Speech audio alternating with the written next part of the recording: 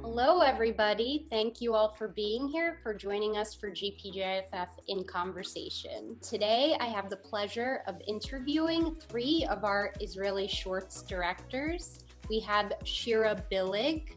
Okay, so I'm Shira Billig, a filmmaker from Israel, and Pop 30 is my graduation film of film studying in Jerusalem. I hope you enjoy it. Adar, Shafran. Hi. My name is Adar Shafran. I'm a film producer, actually, and director from Israel. And my film is DINA MALUL FIGHTS BACK, who I co-directed with Amit Saragusi, who's not here, but I will be presenting it. And I hope you like it. Thank you. Moshe Rosenthal. So my name is Moshe Rosenthal. I'm an Israeli filmmaker. My film is Way Back. Yeah, I hope you'll enjoy it. Yeah. All right, so we're going to begin by speaking with Shira. Thank you so much for coming. And I want to say I absolutely loved your film, Pop 30. It's not just because I was a teenager in the 1990s, but I truly feel like your short has the best of everything you'd want in a short film. It has an endearing and lovable heroine, a charming father-daughter relationship, first-rate cinematography, colorful and imaginative productive design, and tight economical editing, which all are very important for a successful short film. And it's no wonder that your film took home the Jerusalem Mayor's Prize for Best Film at your school's graduation ceremony in 2019. And it's been in 19 different film festivals from around the world. So congratulations on the success of Pop 30. Thank you. I want to begin by asking you what inspired your short and how many years did it take to make?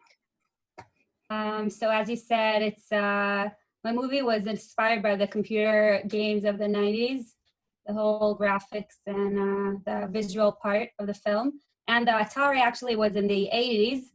But in Israel, everything is like delay. So the 80s in America is 90s in Israel. So everything, it was like a mix in my childhood.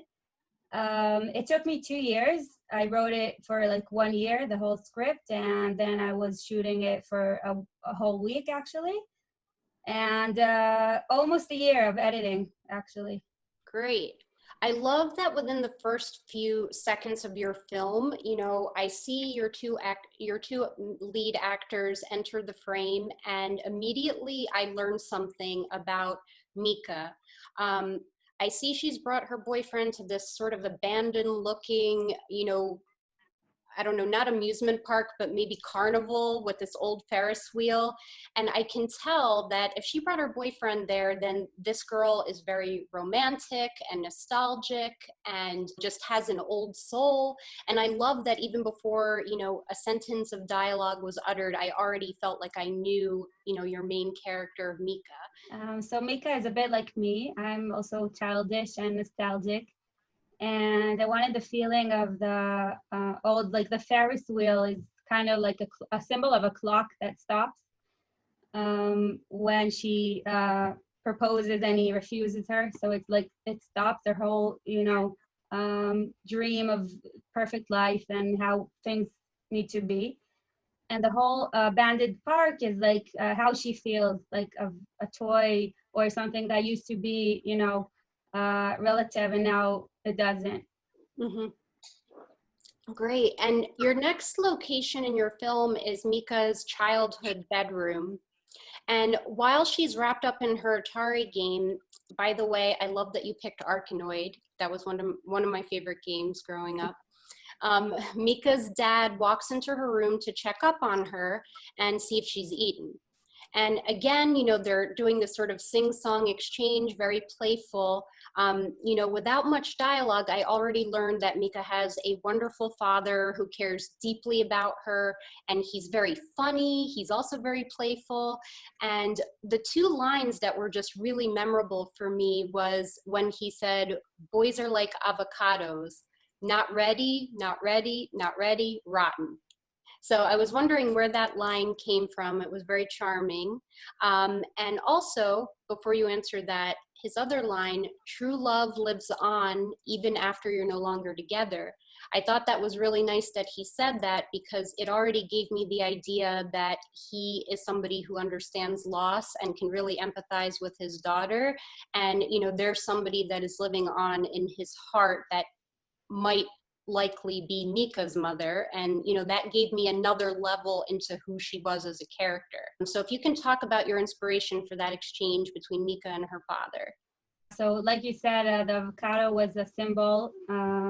I don't know if you realized, but on her window, they're like, she was making, how you say, like avocado trees. Yeah, yeah. And also there's like, when the conversation with Nazi's new girlfriend, so it's like, there's a joke about avocado seeds. I don't know if it works in English, but in Hebrew, it's supposed to be funny. So yeah, all the thing of avocado, I feel like it's also a symbol of the whole film, and you know, something that not ready yet, but you need to be realized when you're like ready to go out to the world and just you know, move on. So like you said, it's the loss of her mom, and he understands her of losing something, and love actually. And the whole film is exchange, how to say, exchange of positions. Like she proposes, and she's like, you know, covering her dad, and suddenly everything like changes in the film. Okay, and I wanted to ask you about your structure for the film. So when did you know that you were going to do these scenes interspersed throughout with all of the, you know, I think you had 4 different strangers picking up her letters off the ground and reading them. When did you know that that was going to be edited throughout the film? It took me like 90 letters to write until I had the story of the relationship, you know, in 4 parts actually. And I knew I wanted it to be like a mystery until you see the end of the film and you realize it's something that happens in another timeline of the film. Because people think maybe it's in her mind, or maybe it's like she you know, she's afraid someone's gonna just read her thoughts and her, you know, intimate letters. So yeah, I knew it from the beginning, actually. All right, well, wonderful. Well, I do have some more questions for you, but I think we're going to give some of the other filmmakers a chance to speak, and then we'll get back to Pop 30. So thank you so far for everything you've shared with us. So we're going to move on to DINA MALUL Fights Back. Adar, that's you. Welcome to GPJFF in Conversation. I want to begin by congratulating you on the success of this short. I myself thought it was very poignant, but also just very heartfelt and full of life, very energetic, funny. I just absolutely loved it. Thank you so much for sharing it with our festival. I'd like to know how it's been received around the world with all the different film festivals it's gone to. What has been the reaction to this film? The reaction was, you know, the Jewish film festivals really liked it. But we didn't try so much. I wasn't working on distribution with this film, so we didn't send it to so many festivals. Did you and Amit come up with the story together, or did one of you share it with the other and get the other person involved? So actually it started with the writer, her name is Yael Shai. She writes about, she approached me actually like 4 years ago, and we took it to the Israeli fund, and then we got money from the Israeli fund, and then we got Amit to the picture, and so and Amit was directing it together with me, and this is how it happened. I mean, it's not, I told you, it's a little bit different. It's like a production kind of, like, I don't know how to call it, but it's different. And did you find that you and Amit were always on the same page when it came to your directing style and working with the actors? Like, did you sort of have a clear division between what you were responsible for and what Amit was responsible for? For your first question, no. I mean, we didn't saw everything together, but I mean, you know, we were discussing everything, and I was more involved than him in the editing, with the acting director, the casting, the everything he did together with me, of course, and I was there all the time. But he was working with the actors more, so we didn't see everything by the same eyes, but. You know, at the end, we were really happy with everything together. I'm in a hotel right now in Tveria, which is in the north of Israel. I'm shooting. I'm after a shooting day, so I'm like really tired and everything. So this is Wow. why, like, yeah. Okay, Sorry. well, thank you for doing this, even though you've just had a long, grueling day, I'm sure. So I love the way that your film is shot, your style, the way that at certain moments when you wanted to show a transformation in a character, that you decide to show a scene in slow motion, the music changes, it becomes, very dynamic and exciting and full of life. Can you talk about the structure of your film and the style, like the decisions that you and Amit made, and did it express what you wanted communicated and how? First, the first that you were talking about, the slow motion kind of thing that we did, it was on purpose, of course. We were talking about it before the shooting because it's a really important moment there when everything starts to happen. Mm-hmm. And then when it is happening, I mean, everything is like turning into kind of a party and fun, and it's like, you know, also the genre is really not really, but it's a bit weird because it's a comedy, but it's drama with a little bit of comedy. I mean, this is and yeah, it's as I see it, you know, there are, for the shorts, there are two. This short is trying to get because it's short film, but it gets everything in it. It's like there is a little love story, there is a little, everything is little. I mean, if it was a feature film, and some shorts are like telling just like really a part of a story. This takes the whole story. It tells the whole story, but in small porches. Mm-hmm. Yeah, and I love, the attention to details is extraordinary in your short. I love how the film opens. You see something that I assumed was a paycheck, but because I can't read Hebrew, I saw numbers on it. I saw a big X, so I was thinking it was a paycheck. But then the next scene, you see Dina smoking a cigarette, and then the next scene, we get thrown into her crazy work day, and we now understand that this Beber, is basically telling all the cashiers that they're expendable. So the amount of details, the little details that you throw in to give us a sense of what kind of life Dina and her fellow cashiers live, was very touching. I love that you took the time to sort of build that up before you got right into the story. I also thought another scene with Mr. Feldman not having enough change to pay for his, modest 3 purchases, and then the actress that plays Dina, Mala Levy, just her sorrowful eyes at that moment when she stares up at Mr. Feldman.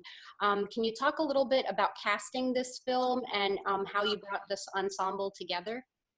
Yes, so first of all, Mali Levy is a really famous actress in Israel. Mm-hmm. And also the policeman, Zohar Strauss, is also famous here. I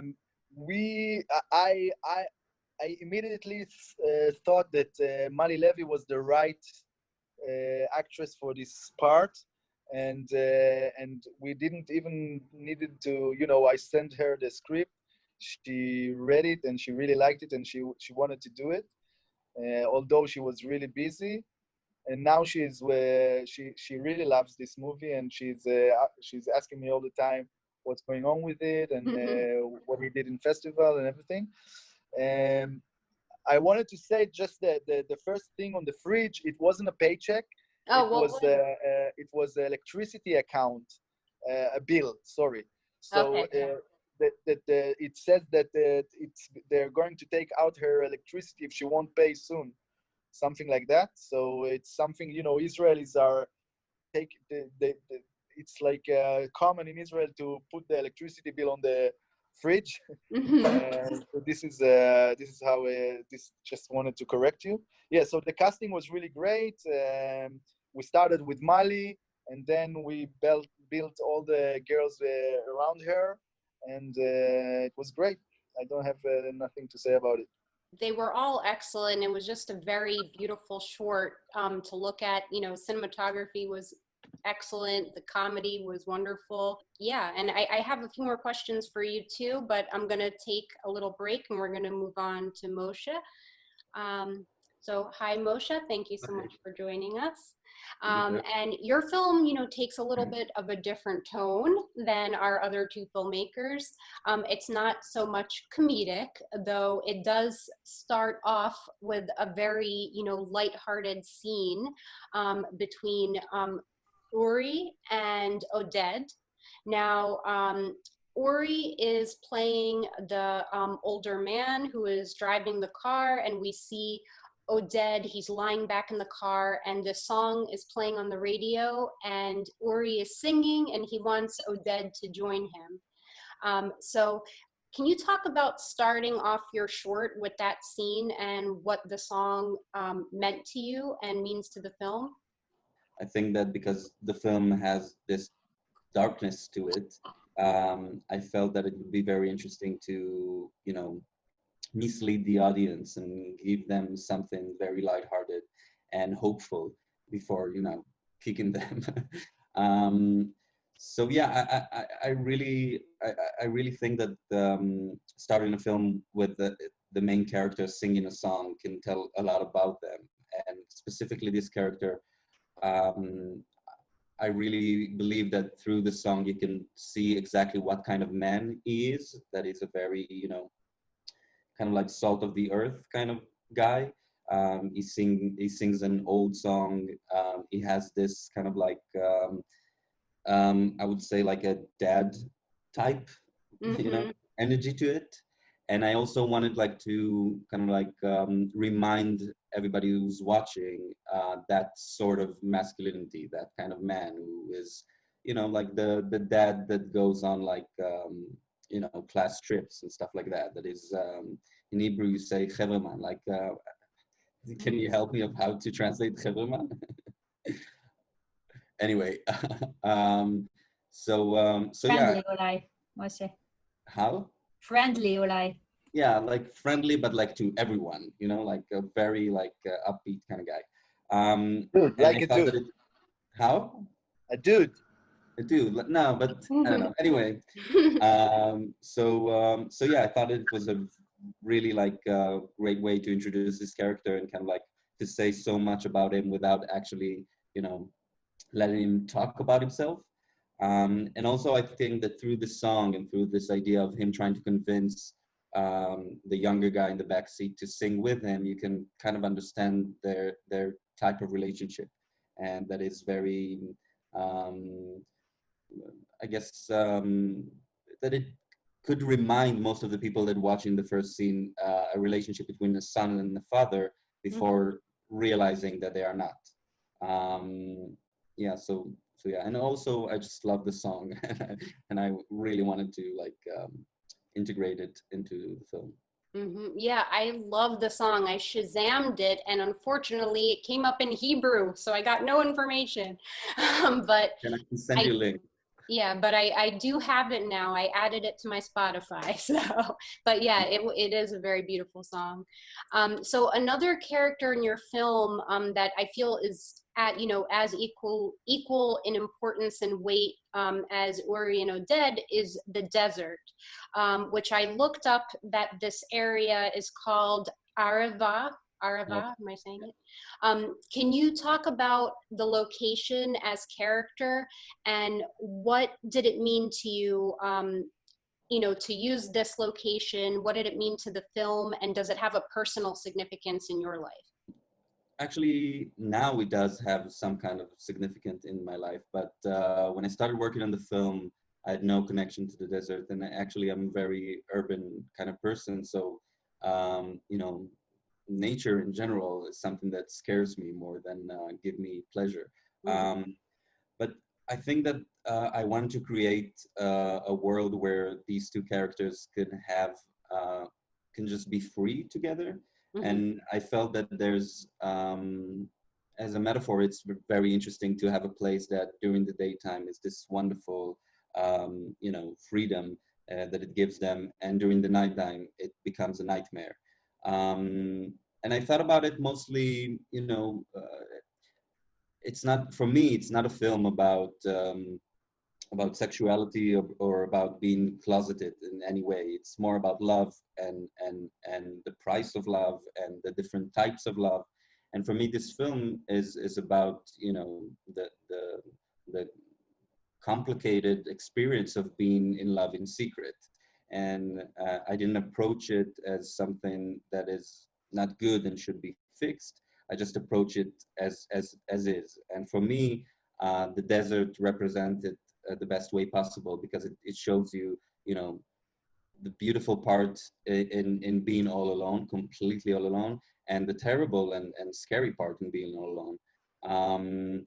So yeah, I think that mainly what I found in searching for the location in the desert, that I wanted to see a desert that I've never seen before in film. So I was really curious on how can we, capture it and give it meaning other than, the landscape is beautiful, So for me, I searched a lot during the daytime for locations that have this kind of like Mars kind of feeling, that it would feel out of space.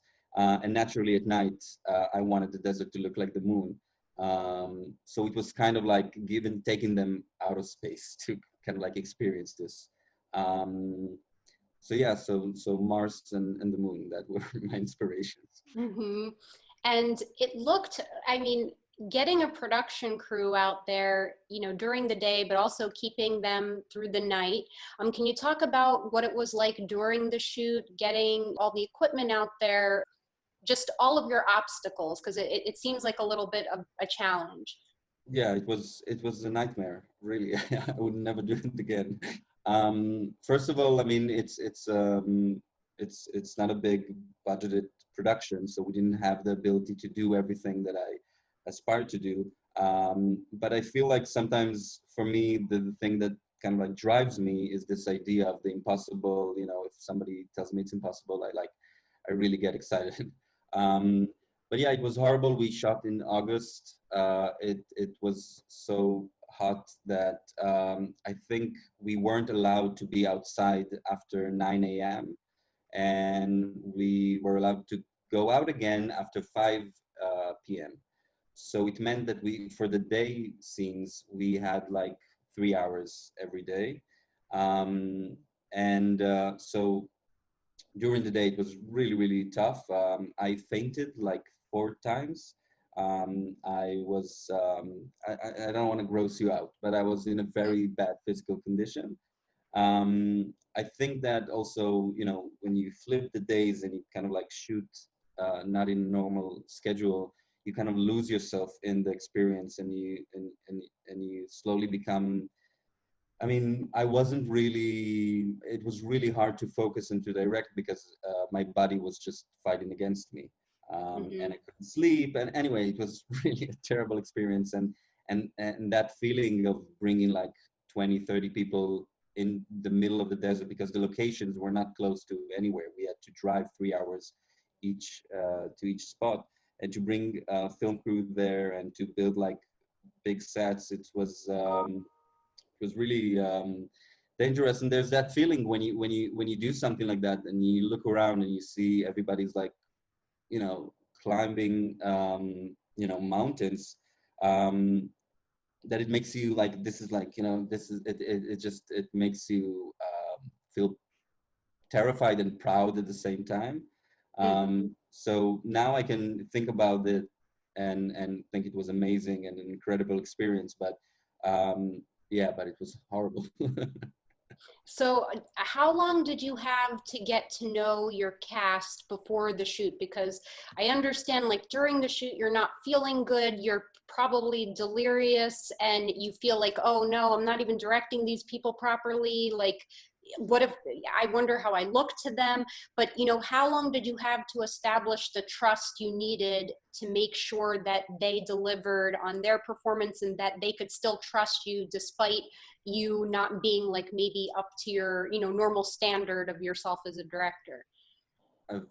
I've done what I could, and I think that I've done good work in directing them. It's more that, you know, at some point I was directing them while laying on the floor with my legs up, but I stayed there and I did the work. So I don't think that it ruined anything. I think it was just like, you know, it ruined my health. That's it. Mm-hmm. But yeah, I mean, we were working. I guess I'm not really interested in rehearsals that much, so there weren't many, and the lead actor is also very, you know, a successful, famous actor, so I didn't really have him for a lot of time. Um, and I think that what was important to me working with them is for them to trust me and for them to see me as just as a friend, you know. Mm-hmm. And also, I think that the most important part that we worked on is to try to make the whole action kind of scenes believable, because I've never done something like that, and to you know, and to rehearse something like a guy falling out of a cliff and being like taken care of and carried away is something that I really didn't want to lose the to make it unbelievable, to make it fake. And Mm-hmm. it felt to me that, especially I think in Israeli film, we always feel like those parts are always like shitty. They don't look good. And it's only when, you know, when you see it in American films and stuff, you're like, oh, this is how it's supposed to be. So I really felt like I want to do it accurate and kind of like to make it as believable as possible. So yeah, so that was the main thing that we rehearsed. Because you don't have a lot of dialogue that the two leads, you know, have to work with, like, how did you get them comfortable so that when, you know, the scene showing them being intimate with one another and, you know, really just feeling that love between them, did you prepare them in any specific way? Like, did they just know what to do? Like, I'm just interested because I myself am not a director, and I've never, you know, had to do that. So I think our audience would probably want to know, like, how do you get your actors comfortable to be believable? It's again, it's creating that atmosphere by the way you behave. It's not really like you can push people to be natural and to be comfortable with each other. It's about how you present yourself and how you are comfortable with them, you know, by talking about your personal experiences that led you to write this kind of film. By talking about, you know, by giving them, by trusting them and giving them the opportunity to have their own interpretations. So for me, it's not really something that I can actively do. It's more of just the way that I think that my energy can maybe, you know, transcend. I did want to ask you, why was it important for you to portray a love affair between two men of different generations?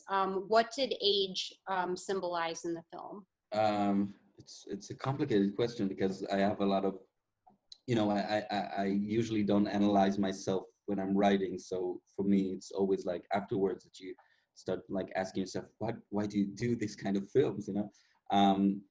But in a couple of my projects, I dealt with this generational gap and the tensions between them. I think eventually it has a lot to do with, first of all, with my own experiences. I had a similar relationship, so I drew just for my life story, and in many ways, I felt that you don't really get to see this kind of love story, and I felt that for me, to make a point about what I said earlier, that it's not about it's not a coming out story. and it's not about you know, gay rights or anything. It's bigger than that, because the shame of the characters is not about their sexuality. It's about their kind of connection. It's the fact that they are completely different people and different ages and different generation. And so I think that it's not only about them being gay. I think it's in a way, I always thought about it that if, you know, if they were together, they wouldn't even, you know, if they came out and wanted to be together, they wouldn't, their relationship wouldn't really, couldn't really be accomplished. And I think that in a way, it's kind of like a commentary about how they, their kind of relationship exists only in the shadows, because it's not only about their sexuality, it's also about them, you know, being so different and feeling that nobody would understand this kind of love. So yeah, and also I think that there's something about, I mean, for me, about dealing with generational gaps, that there's always this tension and traction, and it feels like a very, you know, strong place for drama. Mm-hmm. Yeah, and I think a real pivotal scene is when Oded tells Uri that, you know, I do have a connection here with my cell phone here, and then Uri doesn't use it, and instead they go through this very long process of trying to get Oded to safety without calling for help, you know. And then of course we have people that they know who stop by, who are patrolling, and he has to go to the clinic and all of this, and it becomes this long ordeal. Do you believe that that exchange between Oded and Uri was sort of an unspoken agreement, like, I know that you're not ready to go, you know, to risk having what we have together exposed, so I will work with you to try to get us to safety and just work with you, even though I think this is a horrible idea? Like, was that what you were trying to express there? Yeah, yeah, I think that the film in general is in a strange way, it's really, you know, that doesn't put up a fight. The conflict isn't really external; it's internal for the both of them, and it's kind of like about just, you know, watching this horrible event and those two characters both accepting it, and kind of like waiting to see how far they would go with it, and eventually what would be left out of their love at the end, Mm-hmm. which is not much. Right. Yeah. I mean, I guess my last question is really just that closing scene in the car driving. And, you know, this time, Oded is laying down because he obviously needs to be horizontal with his leg fractured, and he can't, you know, come up even if he wanted to. And you see the desert, the expanse of the desert, and it's empty and bleak, and they're driving off, you know, back home. I mean, that was very beautiful, having the bookends to your short film, that same scene in the car. Yeah, it's kind of like those are mirroring scenes. The first scene, the last scene, and yeah, I just like the idea that the road for us as an audience would look completely different after all of this. We would watch the same road and we would feel extremely different. And also, I thought that it was interesting of how, like you said, that, you know, at the beginning when he's laying back, it's because he's hiding, and now, you know, it like hiding doesn't even seem relevant. It's just, you know, it's just, he's almost, you know, paralyzed, and kind of like he has no strength to even get up. Um, I think that what's hard about making short films is sometimes you have so much to tell, and you feel that it's really hard to concise it. And for me, this project was kind of like, let's just tell a story that would feel like a long film and not be, you know, and be unapologetic about it. So yeah, so I guess that it felt to me like a great way to frame the story and to I think we might have lost Moshe, or it's paused. Maybe he'll come back. I think until he comes back. Oh, there he is. Yay! Yeah. Go ahead. So where did you lose me? When what was it? Yeah, just like it was a lot about just trying to kind of like frame the film in a way that would feel very like concise, even though we had like a major arc to the characters. And I lied before. I just have one other last question. Sure. So because they are, and I'm going to just look up the right word here, because both Uri and Oded are Moshaviniks, they're from the Moshev. Yeah. So for those out there who don't know, this is the Moshav is a cooperative agricultural community of individual farms pioneered by the labor Zionists during the second wave of Aliyah. So because everybody knows each other where they're from, if they don't continue their relationship, you know, due to what happened, do you believe that they are going to at least be friends? Are they going to continue being in one another's lives, or how will this moment change them? I've never thought about it. Well, I need to know. I would like to think that they would every once in a while be looking at each other painfully, but they're not going to be friends, or they're not going to be lovers anymore. And I would also assume that you know that it was supposed to end either way. So maybe you know, even if it's a tragic event, it's a good ending because they can move on and you know. But at the same time, I wouldn't, you know, I don't want to, you know, ruin people's imagination, because a lot of people also watched the film and said that they think that they would still be together, so they continue because you know, if they survive this, they will survive more.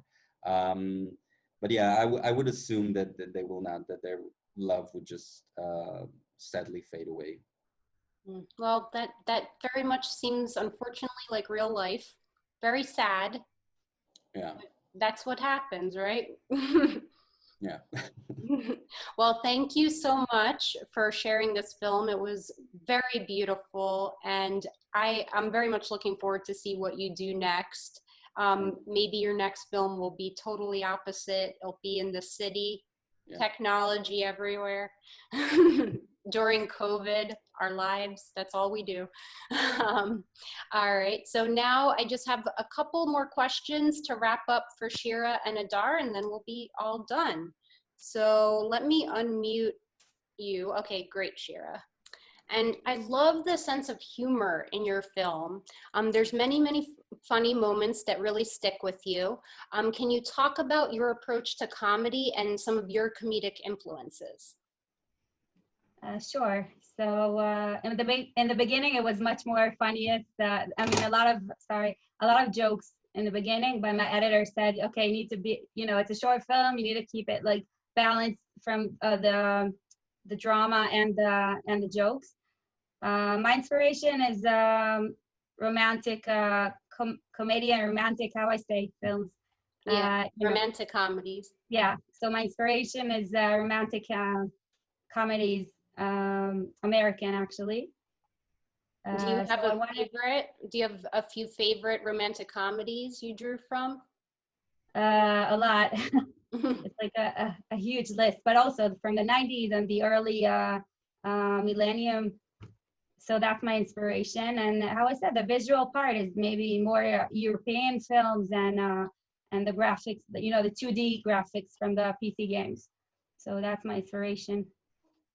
Oh, one of the scenes that I thought was very charming, and I keep saying charming, but your movie really is just very charming. It really is. But the scene with the man who put in the ad for the Atari joystick in 2007, and he still has it for sale when Mika's looking for it, 10 years later.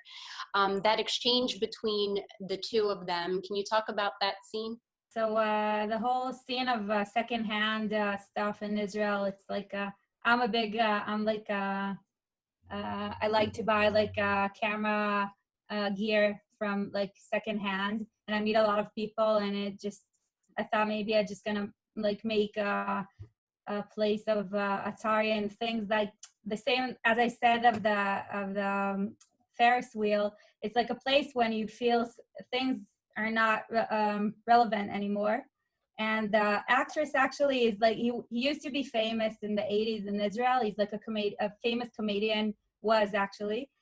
So I wanted to feel like it's part of the feeling of, it's part of how she feels of being something that used to be maybe attractive or relevant, and now she doesn't. And I thought I need to use the ring and like make it closer. And I thought maybe it's gonna be nice and not romantic, but just the exchange can be funny, and the whole exchange in the film just worked out. So yeah.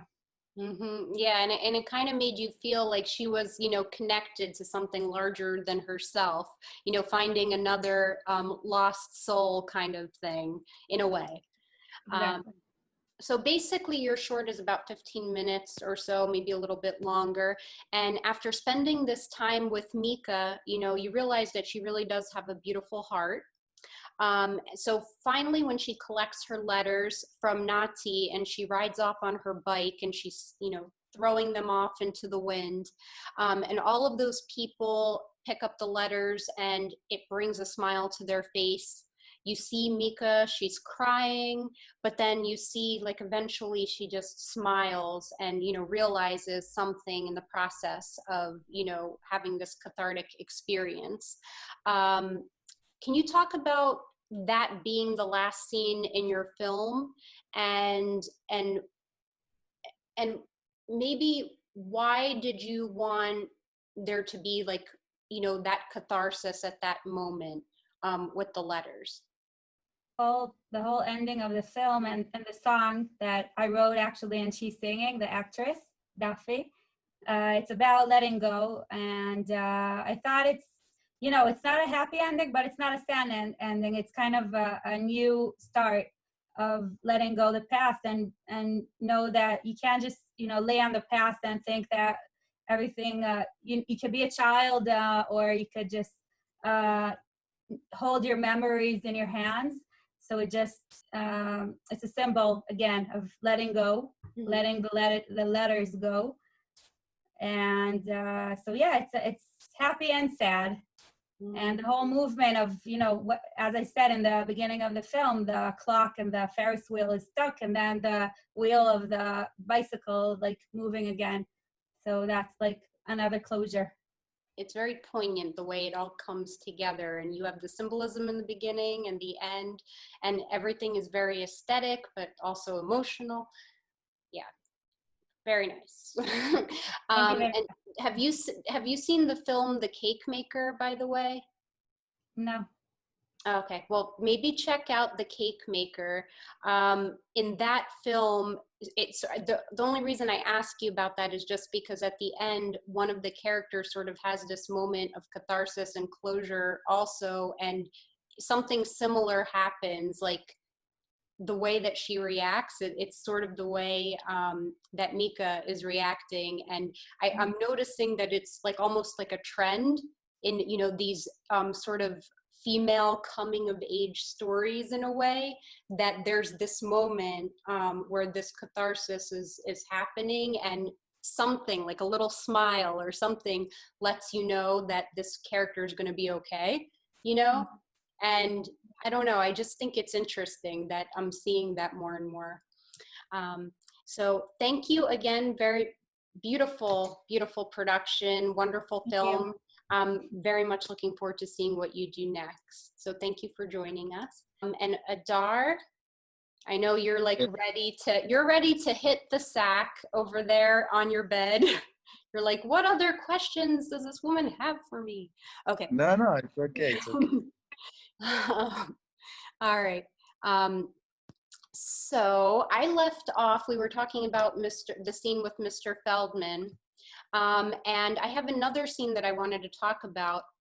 When Dina is getting ready to screw the system with all of her cashier friends, I love the flourishes that you added to sort of signal to us that they're not going to be victims any longer, and they're going to take control of their lives. So from the music to the slow motion close-ups, having the customers' purchases go past the counter, you feel the energy in the scene. That one song that is playing, because again, I have like an obstacle that I don't understand Hebrew. Is that song that's playing there the woman that comes back at the end to give the concert when they win the contest? It's a different song. The song in the middle, it's an Arabic song actually. Oh, it's not okay. in Hebrew even. So even I don't understand the words, but there's not a lot of words in it. So it's just the energy of the song is nice, and yeah, it's I think the main thing that happens in that scene is that it's like a nowadays Robin Hood. Mm-hmm.